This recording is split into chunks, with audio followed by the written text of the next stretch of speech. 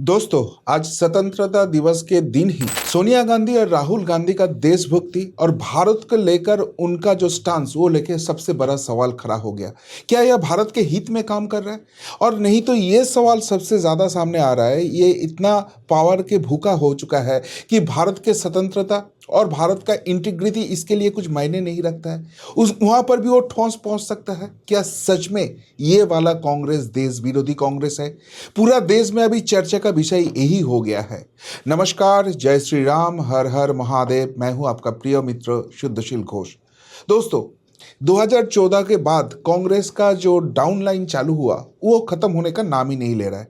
लेकिन सवाल उठ रहा है कि वो खत्म होना चाहिए। ये कांग्रेस सच में अगर सत्ता में आ जाएंगे तो क्या वो भारत के हित के लिए काम करेंगे या खुद के जेब के हित के लिए काम करेंगे? ये तो सबसे बड़ा सवाल हो गया। और आज स्वतंत्रता के दिन जो काम ये पूरा दिन कांग्रेस ने किया, ये सारे सवाल वो सब चीज को लेकर और भी ज्यादा महत्वपूर्ण होकर सामने आ गया है।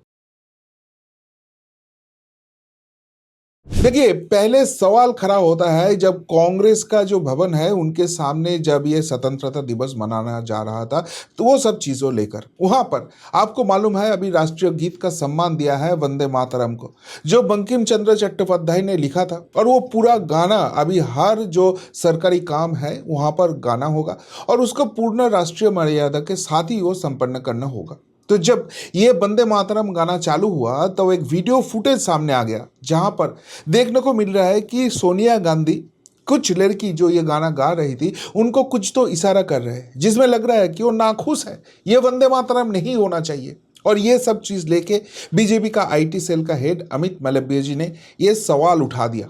और सवाल तो सही उठाया, लेकिन कांग्रेस यहां पर जो जस्टिफिकेशन दे रहा है, सच में देश के हित के लिए वो जस्टिफिकेशन जस्टिफाइड है? कांग्रेस को मानना है कि कांग्रेस के जो सदर दफ्तर है वहां पर ये वंदे मातरम गाने का जो कल्चर ये बहुत दिन से आ रहा है, लेकिन वो कुछ गिने चुने लाइन ही है जो वो गाते हैं। क्यों भाई गिने चुने लाइन ही क्यों गाओगे? क्योंकि एक जगह में है मंदिर मंदिर, ये मंदिर शब्द आ जाएंगे तो इनका जो खान वोट बैंक है वो गुस्सा हो जाएंगे। इसलिए क्या गिने चुने पार्ट ये गाना है? और जब देश के सरकार कानून बना दिया है कि भाई आपको पूरा गाना ही गाना पड़ेगा, तो वहां पर आप सिलेक्टेड पार्ट कैसे गा सकते हो? ये देश के अपमान नहीं है? एक्चुअली कांग्रेस के जो हेरिडिटी है उसमें ही क्या ये अपमान लिखा है देश के लिए? ये सवाल खड़ा हो जाता है। क्यों? क्योंकि Rahul Gandhi leader of opposition बनने के बाद ये लगातार तीसरे साल है जो लाल किला का प्रोग्राम है, उस प्रोग्राम में राहुल गांधी जो लीडर ऑफ अपोजिशन है और मल्लिकार्जुन खड़गे जो कांग्रेस का प्रेसिडेंट है, दोनों ही एब्सेंट रहता है। क्यों भाई? देश का प्रोग्राम है, हमारा स्वतंत्रता दिवस का प्रोग्राम है, सबसे रिस्पेक्ट के साथ ये प्रोग्राम मनाना चाहिए, वहां पर आप एब्सेंट क्यों रहते हो? इन लोगों को मानना है कि जो सिटिंग अरेंजमेंट होता है वो राहुल बाबा को इंसल्ट करने के लिए किया जाता है, उनको बैक सीट मिलता है और इस अपमान के कारण राहुल बाबा मल्लिकार्जुन खड़गे के साथ वहां पर नहीं पहुंचते हैं। लेकिन जब प्रतिरक्षा मंत्रक ये सिटिंग अरेंजमेंट करता है, तो जब कांग्रेस का जमाना था, यूपीए का जमाना था, तब का सिटिंग अरेंजमेंट का छवि सामने लेके आते हैं कि तब हमारा जो भाजपा का विरोधी दल हो नेत्री या नेता होते थे, अरुण जेटली जी, सुषमा स्वराज जी, उनका बैठने का सिटिंग अरेंजमेंट क्या होते थे? आप लोग जहां पर बिठाते थे, हम लोग भी तो आप ऑपोजिशन हो वहां पर ही आपको चांस दे रहा हूं, तो आपका प्रॉब्लम क्या है, दिक्कत क्या है? लेकिन राहुल गांधी को बोल रहा है नहीं नहीं नहीं, ये सब नहीं मानेंगे, मुझे फ्रंट सीट में ही देना है। भाई फ्रंट सीट में जाके आप क्या करोगे? फ्रंट सीट में कोई ऐसे नहीं जा सकते हैं, वो आपको अर्जन करना पड़ता है। हर जो इलेक्शन आ रहा है आप हार रहे हो, अब हारने का विश्व रिकॉर्ड बना चुका हो, अब लीडर ऑफ अपोजिशन हो, तो आप क्या चाहते हो? प्राइम मिनिस्टर का जगह आपको दे दे। और ये चीज लेके ये हंगामा बना देते हैं। और सबसे बड़े प्रॉब्लम होता है कि पूरे विश्व के सामने भारत का क्या छवि जाता है कि यहाँ पर जो लोकतंत्र का बात होता है वहां पर लीडर ऑफ अपोजिशन ही जो सबसे बड़ा प्रोग्राम होता है, आपका सबसे सेंटिमेंटल प्रोग्राम होता है, सबसे रिस्पेक्टफुल प्रोग्राम होता है, वही स्वतंत्रता दिवस का प्रोग्राम में नहीं पहुंचते हैं। तो ये भारत का लोकतंत्र का छवि खराब करने का जो जिम्मेदारी राहुल गांधी ने उठा लिया है, कांग्रेस ने उठा लिया है, क्या ये सही स्टांस है? और उससे भी बड़ा सवाल उठ जाता है जब राहुल गांधी ये स्टेटमेंट सामने लेके आते हैं। वो स्टेटमेंट है इटली के प्राइम मिनिस्टर मेलोनी जी को लेकर और हमारे प्राइम मिनिस्टर मोदी जी को लेकर गंदा जोक्स करना। देखिए, ये सोशल मीडिया पे जो जेनजी वाला है वो बहुत सारी चीज चर्चा करता है। उन लोगों को बोलना और लीडर ऑफ ऑपोजिशन देश का उनका बोलना, दोनों में फर्क है। भारत पहले क्या होता था, जो कूटनैतिक विश्व है वहां पर बहुत पीछे चलते थे। जब हमारा प्राइम मिनिस्टर जाते थे 2014 के पहले, तो हम देखते थे कि वो पिछले के सारी में खड़ा है और बाकी सारे जो लीडर है वो कुछ नहीं, उनसे बात नहीं कर रहे। लेकिन आज हमारा प्रधानमंत्री जब विश्व के मंच में पहुंचते हैं तो हम देखते हैं एक से बढ़कर एक का देश जो है, उनका जो राष्ट्रप्रधान है, कोई प्रेसिडेंट हो सकता है, कोई प्राइम मिनिस्टर हो सकता है, वो दौड़ के भाग के आते हैं हमारा मोदी जी से हाथ मिलाने के लिए। वो तो ऐसे ऐसे नहीं होता है। ये भारत ने अर्जन किया है, ये भारत ने जगह अपने के लिए तैयार किया है। मोदी जी ने भारत का इंपॉर्टेंस यहां पर लेके गया है जहां पर विश्व पे ये सारे चीज हो रहा है, और ये सारे हो रहा है कूटनैतिक कारण। इसके पहले हम देखते थे कि भारत के बात कोई मानता ही नहीं था। लेकिन अब क्या होता है, दोनों देश में युद्ध चल रहा है, वार छिड़ गया है, लेकिन भारत से एक फोन जाता है कि भाई आप इतने टाइम के लिए आपका जो वार है उसको विराम लगाओ, क्योंकि हमारा जो देशवासी है आपके वहां पर फंसा है, हमारा स्पेशल प्लेन जा रहा है, उसको उड़ा के लेके आएंगे, उसके बाद जो मर्जी है अब कर लो। अब भारत ऐसे बात करते हैं तो पूरा विश्व ऐसे भी मानते हैं। यही है नए भारत, यही है भारत के पावर अभी।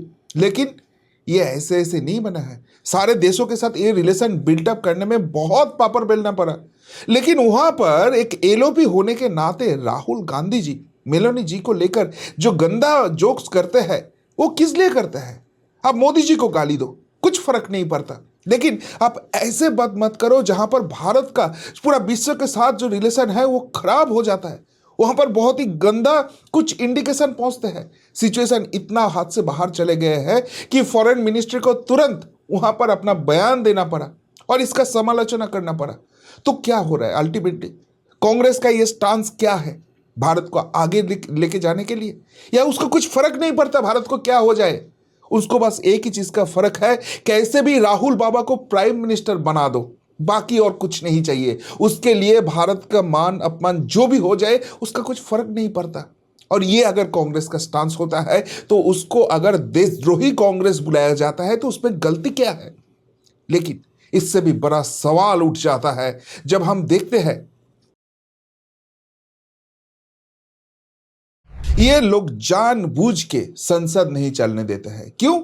क्योंकि इस बार जो मानसून सत्र था वहां पर बहुत सारे बिल आने का बात हो रहा था, जो बिल देश को प्रोटेक्ट करने के लिए, देश को विदेश के फंडिंग से मुक्त करने के लिए, और जो हमारा इलेक्शन प्रोसीड्योर है उसमें पैसा बचाने के और उसको स्ट्रीमलाइन करने के लिए बहुत सारे चर्चा होने का जरूरत था। और ये सरकार चाहते थे तो उनके पास नंबर थे, वो जबरदस्ती ये सारे बिल पास करा ले सकते हैं। लेकिन सरकार नहीं चाहता है। सरकार चाहता है कि इसका पूरा डिटेल में डिस्कशन हो, जो जो अपोजिशन का बोलना है, उनका जो भी संशोधन देना है वो सारी चीज हो, और उसके पास पूरा देश के सामने ये शासक विरोधी सब लोग मिलके ये सारे बिल लेके आए, देश को आगे लेके जाए। लेकिन हमने क्या देखा, ये लोग हंगामा शुरू कर दिया और हंगामा करके ये बिल पास नहीं होने देंगे। और जब गवर्नमेंट ने देखा बहुत सारे कोशिश करने के बाद भी ये अपोजिशन नहीं आ रहा है, तो गवर्नमेंट ने क्या किया, 40 मिनट्स में 10 बिल पास करा लिया। तो सरकार ने दिखा दिया कि भाई अगर हमको पास कराना है तो हम पास करा सकते हैं, लेकिन आप ही डिस्कशन नहीं कर रहे हो तो हम क्या करेंगे? हम इतना इंतजार किया। अब देश के लिए तो आपका ये सारे हंगामा को मैं इतना इंपॉर्टेंस नहीं दे सकता हूं। और जब ये सारी चीज हो गया तब राहुल बाबा और उनका जो संगी साथी है सब लोग मिलके बहुत यहां पर हल्ला गुल्ला करने का कोशिश किया है।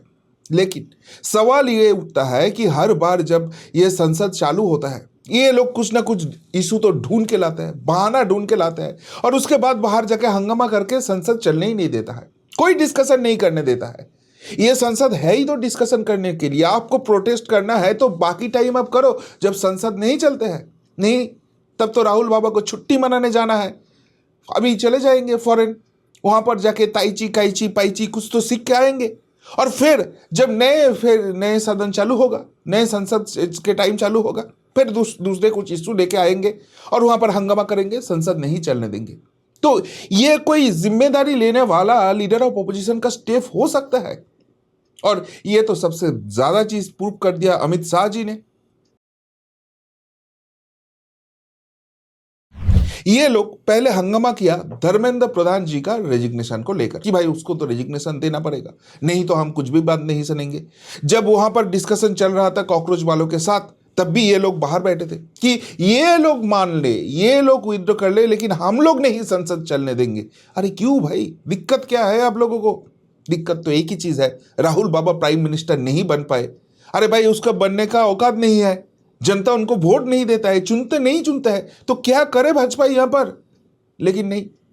और ये लोग फिर जब देखा कि वो धर्मेंद्र प्रधान इशू तो रेजिग्नेशन देके रिजल्व हो गया, गवर्नमेंट तो वाइड ओपन कर दिया दरवाजा, अब तो डिस्कशन करना पड़ेंगे, और डिस्कशन करेंगे तो वो मामला गड़बड़ हो जाएगा, फंस जाएंगे ये लोग। तो फिर नए बात चालू करते हैं, अमित शाह जी को आके यहाँ पर हमारा बात करना होगा। तो अमित शाह जी बोलते हैं कि हाँ भाई चलो, अगर आपको यही डिमांड है तो आप रिटर्न में दे दो भाई, हम आएंगे, डिस्कशन करेंगे। हम कहाँ छुपते हैं, हम तो हर रोज ऑफिस आते हैं, हम तो हर रोज जाके वो पार्लियामेंट में जो देश के हित के लिए डिस्कशन करना होता है, मीटिंग करना होता है, हम तो करते हैं। तो अगर आप लोग चाहते हो डिस्कशन तो आप चिट्ठी लिख दो। नहीं, वो नहीं लिखेंगे। तो अल्टीमेट इनका मतलब क्या है? अल्टीमेट मतलब तो एक ही चीज है, किसी भी बहाना ढूंढो और उस बहाना से देश को आगे बढ़ने मत दो। जो संसद है, जहां पर देश का कानून बनते हैं, वो संसद चलने मत दो। अगर यही स्टांस इनका है तो सच में सवाल उठना क्या गलत है कि कांग्रेस जो काम कर रहा है वो देश के हित के लिए नहीं काम कर रहा है। इसको अगर देशद्रोही कांग्रेस बोल रहा है तो गलत कुछ बोल रहा है क्या? लेकिन ये सब जब हंगामा हो रहा है, देश के तो पीछे नहीं छोड़ सकता है हमारा आदरणीय प्रधानमंत्री नरेंद्र मोदी जी। वो अपना काम कर रहे हैं, और जो काम किया, राहुल बाबा का बोलती बंद हो गया। देखिए, आज स्वतंत्रता दिवस है और हर साल ये 15 अगस्त से देश के भविष्य कैसे होगा, क्या प्लानिंग है, वो पूरा घोषणा होता है आदरणीय प्रधानमंत्री जी से। इस बार भी हुआ, और इस बार जो हुआ वो बहुत डट के हुआ, जम के हुआ। जो डिटर्मिनेशन है देश का, 2047 तक हमको विश्वगुरु बनना है, हमको वर्ल्ड इकोनॉमिक पावर बनना है, और उसका दिशा दिखा दिया। पूरा विश्व अभी जिस रास्ते में चल रहा है, जो राहें दिखाएगा कि हाँ आप ग्लोबल इकोनॉमी में लीड कर सकते हो, वही राह में चल रहा है भारत। वहाँ पर सेमीकंडक्टर से लेकर एआई तक काम होगा। और ये जो वेपन मार्केट है, जहाँ पर भारत एक टाइम भीख मांगते थे, अब भारत वहाँ पर ट्रांसपोर्ट करना चालू कर दिया। तो ये सब कुछ अगर आप मिला लो तो क्या आखिर में रिजल्ट आ रहा है? जो मोदी जी फ्यूचर का सपना देख रहा है कि 2047 तक हमारा जो फॉर्च्यून 500 होगा उसमें 50 भारतीय कंपनी होगा। आप सोच सकते हो कितना बड़ा अचीवमेंट होगा। लेकिन उनके साथ उन्होंने ये भी बोल दिया है, जो दिमागी नक्सल है वो ये सारी चीज़ नहीं चाहता है। वो तो बस टुकड़े टुकड़े गैंग में बिजी है, भारत को टुकड़े करेंगे, आज़ादी मांगेंगे। अभी भी किस चीज़ से आज़ादी उन लोगों को भी नहीं मालूम है। कुछ भी इशू बनाओ, कुछ भी बहाना बनाओ और हंगामा खड़ा कर दो, पूरा विश्व के सामने भारत का छवि खराब करो कि भाई भारत को कुछ नहीं होने वाला है, भारत को कुछ नहीं होने वाला है। ये बाहर का आप आओ, हमें स्पॉन्सर करो और हम करेंगे आपके लिए हंगामा। तो अभी हमको चुनना पड़ेगा कौन सा रास्ता सही है और कौन सा रास्ता सच में भारत को वो दिशा दिखाएंगे जो हमारा आदरणीय प्रधानमंत्री दिखा रहा है। उस रास्ते में हमको जाना चाहिए, या जो राहुल बाबा, सोनिया गांधी कर रहे हैं अपने ईगो के लिए, अपने पावर के भूख के लिए, उस रास्ते में जाना है। ये डिसाइड अभी भारतीयों को करना पड़ेगा, हम सबको करना पड़ेंगे। आपको क्या राय है इस बारे में, ज़रूर कमेंट बॉक्स के कमेंट करके बताइए। अभी के लिए इतना ही, फिर मिलता है बहुत जल्दी। नमस्कार, जय हिंद, वंदे मातरम।